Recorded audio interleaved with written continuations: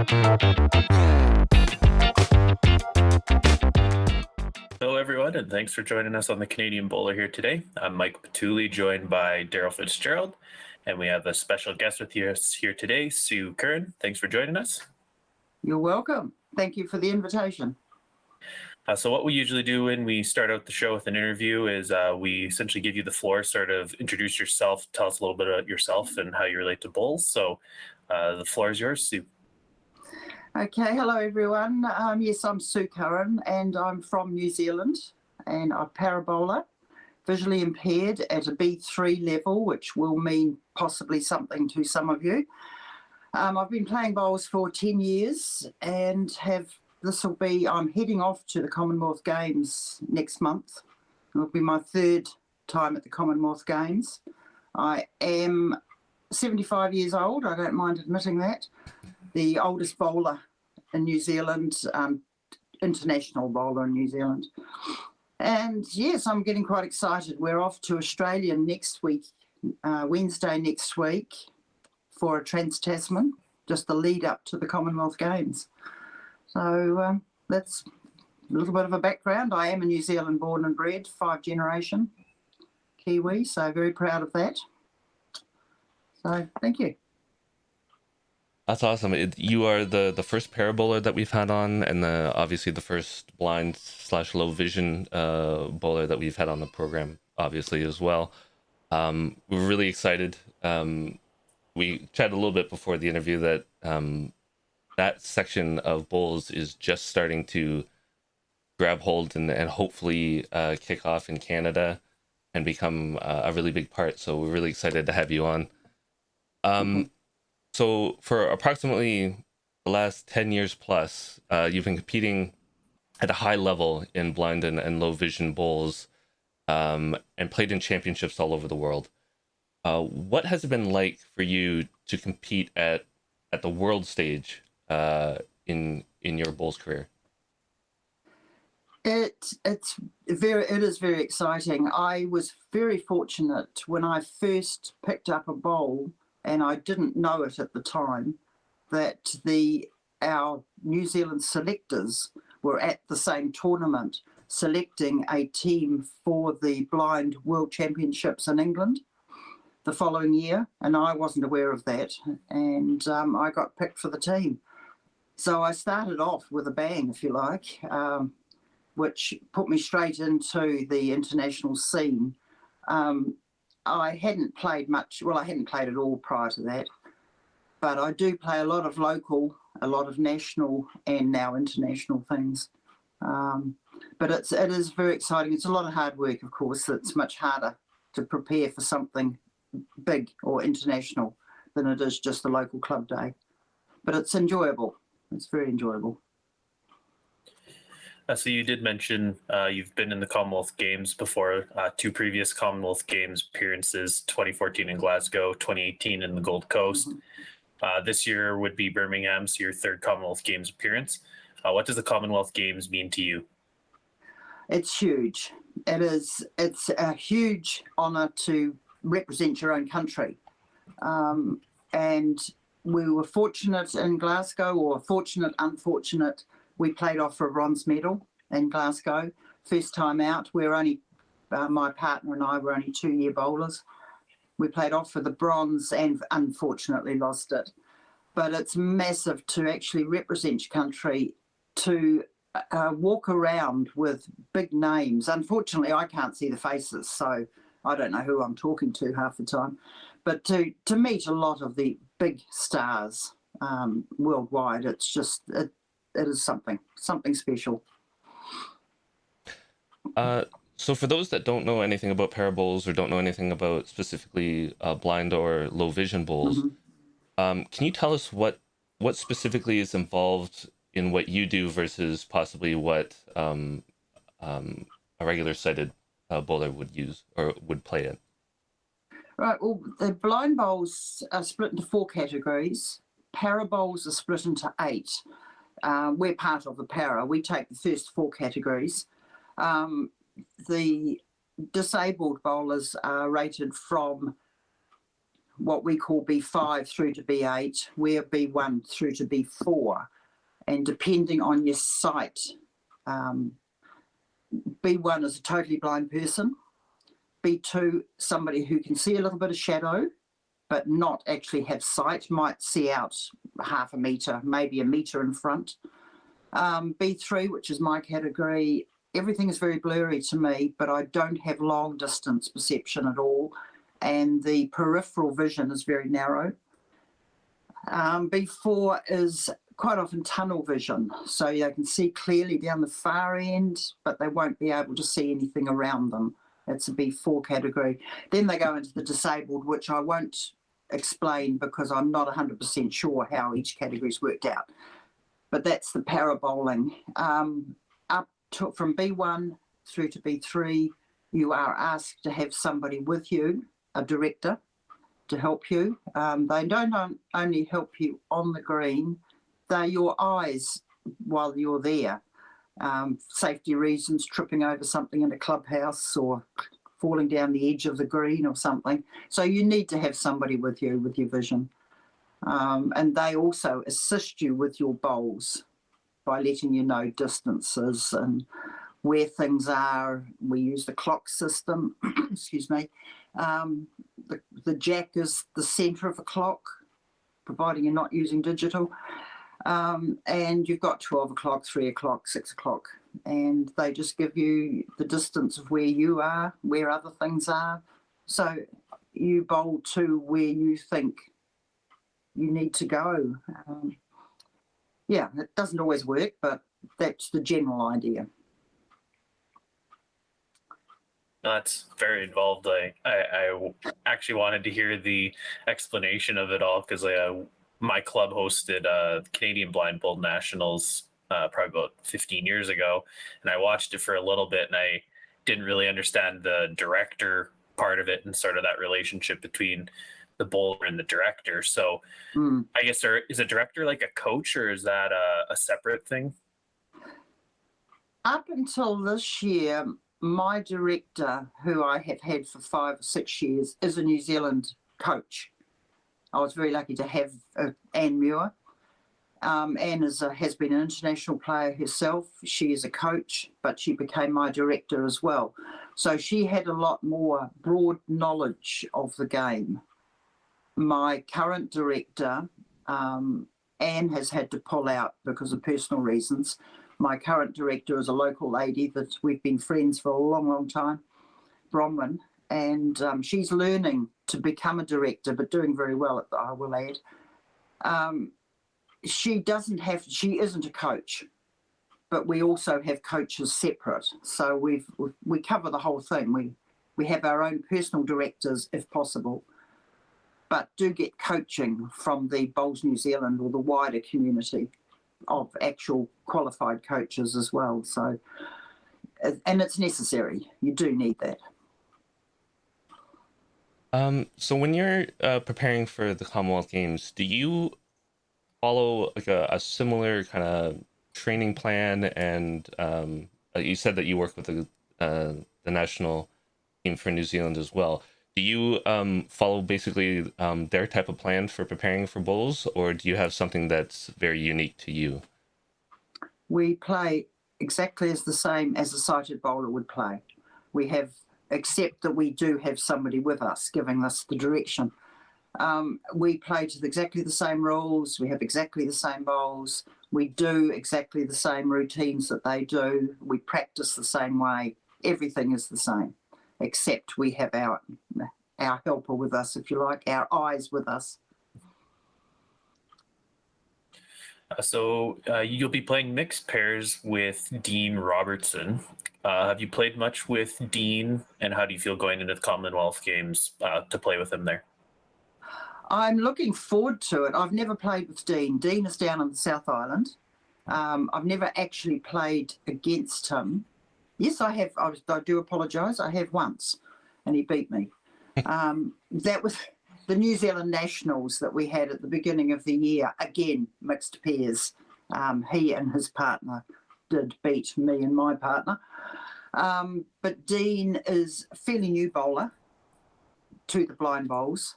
But he's very enthusiastic, very keen, and spending a lot of time practicing. I think we will go well together. He's the English greens are a lot slower than ours. We have some of the fastest greens in the world, I gather. Right. But Dean has got the build and the height, and I think he will complement each other very well, actually. Well, hopefully we will. The end result will be in August, so we'll let you know.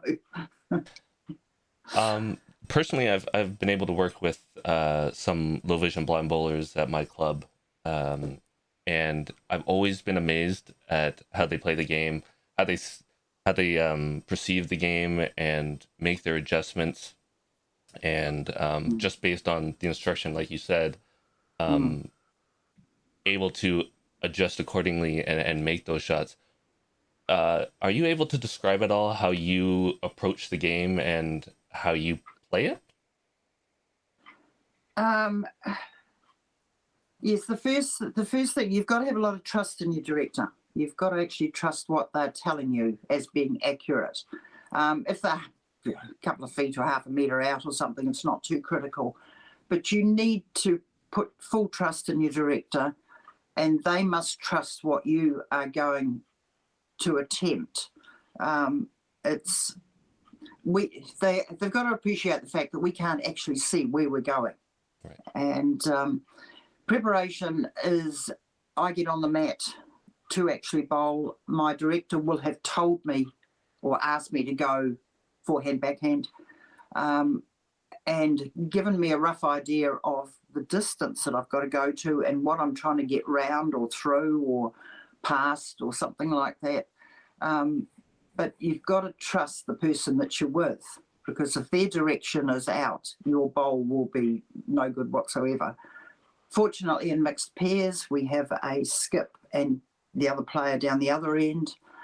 So the skip at the other end will call you up as to where you need to go, which takes a bit of pressure off the director that I would have at the time. But it's all trust, and a lot of it, and just practice. You've just got to practice to the different lengths. A lot of our bowling greens in New Zealand are 33, 35 metres. England, I believe, is 40 metres. So we actually have to play on a much heavier green up to 40 metres. And it's a lot of hard work, especially when you get older. So you just touched on a question I was wanting to ask here. So going over to England, the green speed probably going to be fairly significantly different, and as you're saying, the slightly longer in certain scenarios too. So has there been anything you've done to sort of train or prepare yourself for going over there, or sort of just something you're going to have to jump into when you get there?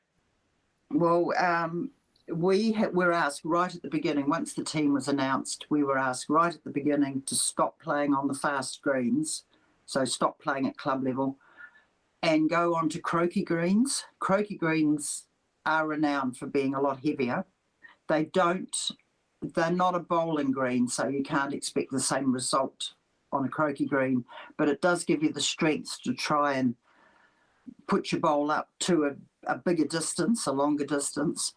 The English greens, we understand, can be between anything 8-9 seconds up to about 12 seconds in speed.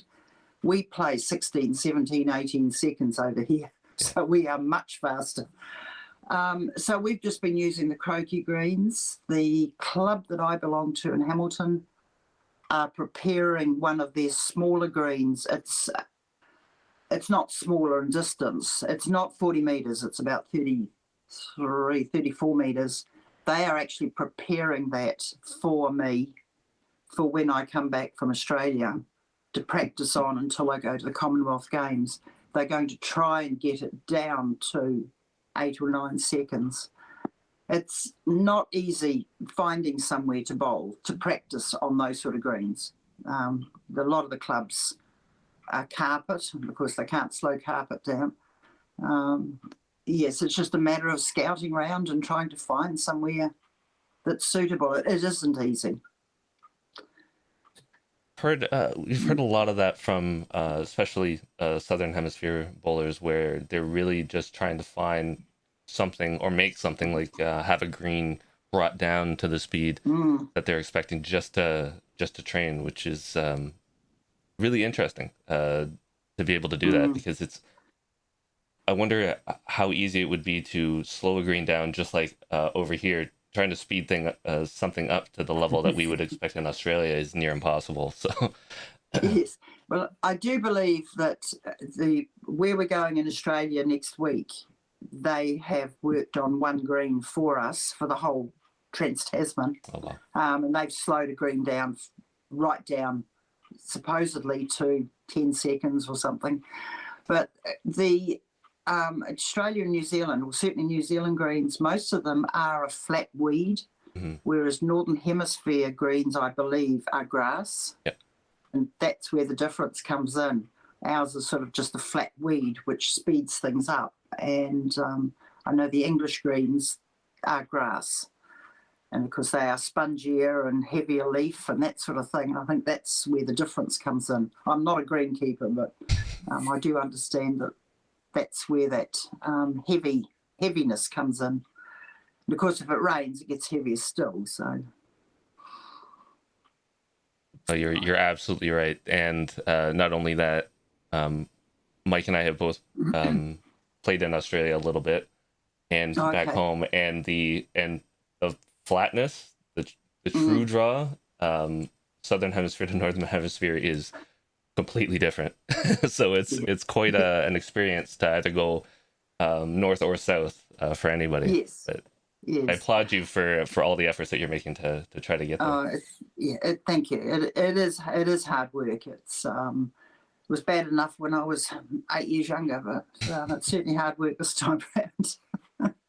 I did in Glasgow. I actually did play, or our team played against Canada.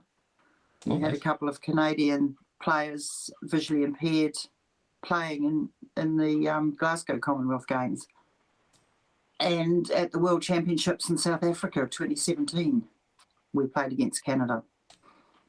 So you did have a couple of players there at one stage. Yeah, we've had a blind bowls community in Canada for quite a while. There's a few bowlers that I think Daryl and me have even played against, and just regular nationals that have been a part of the blind bowlers community for quite a long time. So I know it's something that's a pretty big part of Canada, but the one part that's kind of been developing here, and then I guess in other countries, is sort of the parables aspect. We've just recently sort of established parables here for, I guess, more the disabled part of the bowling. So what would you say to those countries that are trying to, or I guess people that are trying to take up the sport, either parables or blind bowling, to anyone that's trying to pick up the sport in the future here? What would you sort of say is, I guess, some words of advice for them? I would say go for it. Our mantra here in New Zealand is don't let what you can't do stop you doing what you can do. And even wheelchair for the disabled, wheelchair bowlers, they're more than welcome on a bowling green. We're very inclusive here. Obviously, they have to have the right style of wheelchair for that. But even the blind bowlers, get somebody to help you. And a lot of clubs, sighted clubs, are more than happy to give somebody with a bit of vision problem a hand with something. Just talk to people, try and get somebody to help you, and just go for it. We've got very young bowlers, not a lot, but we don't have a lot of old in the visually impaired section. I'd obviously be the oldest, I think. But just go for it and encourage it. It's a great sport I never thought I would get into. But when I got the opportunity, and then the opportunity for big play came up, and I'm quite competitive. But you need to talk to people. You need to talk to your own club members and see if you can get people to help you. And you'll probably find that they are very willing to do so if they're asked. They don't like to, a lot of club members don't like to offer, because they think they might be offending you. But just ask your clubs, and you'll be surprised what support is out there, actually. I don't think we could have said it any better ourselves. You know, the sport's inclusive. There's definitely room for everybody, and everybody can play it, as you said. Yeah. And I would have to agree with you. Sometimes it's having the ability to ask, because not everybody just comes forward and asks you. So being that person to go out and say, hey, can you help and get me involved in this sport? And I think people would be surprised at just how many people would be willing to help you out. We have had here, and I hope to have one later in the year. I'm the vice president of the New Zealand Blind Bowls. I'm immediate past president and now vice president. Have a go days. Just put it out to your visually impaired groups and at a local club, so you can get local club members to help, and have a go day. Get them down on the green, get them to roll up a few bowls with somebody who knows a little bit about bowls. Just invite some of the visually impaired to a local club, and get the local club members involved. And you'd be surprised. We've picked up members that way. We don't have a massive membership here in New Zealand, but we do pick up players that way by having these. Just have a go day. It doesn't cost them anything, couple of hours down on the bowling green. But get the local players involved, the sighted players involved as well. And just ask them to help a blind person out for a little while. You might find that the membership increases that way, and it also gets the club members. A lot of them don't actually understand blind bowls. But this way it would help the club members understand a blind person a little bit better, and just have a bit of fun. And that's what it's all about, really, right? At the end of the day, yes. It's having fun. You wouldn't be doing it if you weren't having fun, right? Yeah. Well, I've got an example of a disabled person in England. You may have seen a video clip of it. There was a chap in Glasgow playing. He was an English player, no arms. And he was in the English team as a bowler. And that, to me, is just, I keep reflecting back on him. His name was Bob. I don't know his surname. But he was bowling in the English team. So don't let what you can't do stop you doing what you can. He was incredible. So, and totally blind people, there's no reason for them not to get, with the right person to help them, no reason why they can't get down on the mat and bowl. Yeah, I've seen, I don't know his name either, Bob, in person. When Daryl was referencing, I saw him playing in Australia, and just incredible, just making do with whatever you can play with, and there's no limitations to sort of who can play the sport or how they do it. Yes. Yeah, I think he's a good example. So from all your competitions that you've been in, what is your favorite memory that you have from playing the sport? Okay, probably a couple here. I've got my very first game, international level, at the Blind World Championships in Worthing. I won the very first game I played. I'll say it was against Australia because we're great rivals. It was against Australia, but that was my first game I had ever played internationally. My comment to my director before I started was, I just want to get a point on the board. I was scared stiff of getting whitewashed completely, and I ended up beating her and found out later that she'd actually been the past world champion, which nobody told me to start with, which was just as well. So I walked away from the World Championships in Worthing with a silver and a bronze medal in my first outing. So that was, and I also was playing up a level, and to be 4 level, as I think I was probably the just silent joker coming in, filling a spot really, but it worked for me. Nobody knew me, which was brilliant, so I could quietly go away in the background. And then South Africa, incredible tournament, again, Blind World Bowls in South Africa, and came away with silver in that one. So I think they're probably the two big highlights. We have played in Israel 3 years ago, which was a wonderful tournament. So there's a lot of highlights, really, but I think the medalling one, obviously, of the world champs, getting medals is always a highlight, massive highlight. I haven't got the gold yet, though. I'm working on that.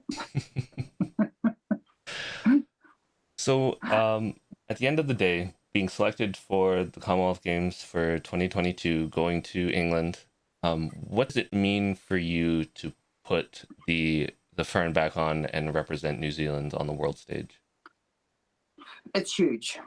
It's huge. I never thought they would give me consideration at my age.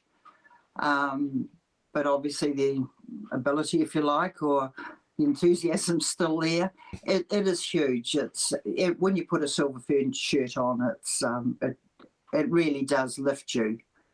And it's just fantastic being part of the wider team, because we do go as one team. The fact that we're paras doesn't cut us away from the main body team. We're all part of the same group, and it is huge. It is huge. Seeing our flag up, and if anybody medals and all that sort of thing, we're very much a one team, and it's this will be my last, I'm pretty sure, last hit at the Commonwealth Games. But yeah, no, it's bigger. It's big. Well, I think that was all the questions I had, Daryl. Is there anything else you wanted to ask Sue?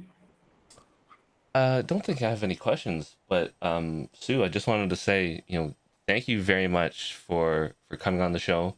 I think Mike alluded to it as well, that it's great to hear from not only a para bowler but a low vision blind bowler, and getting a little understanding of how you play the game, what the designations mean.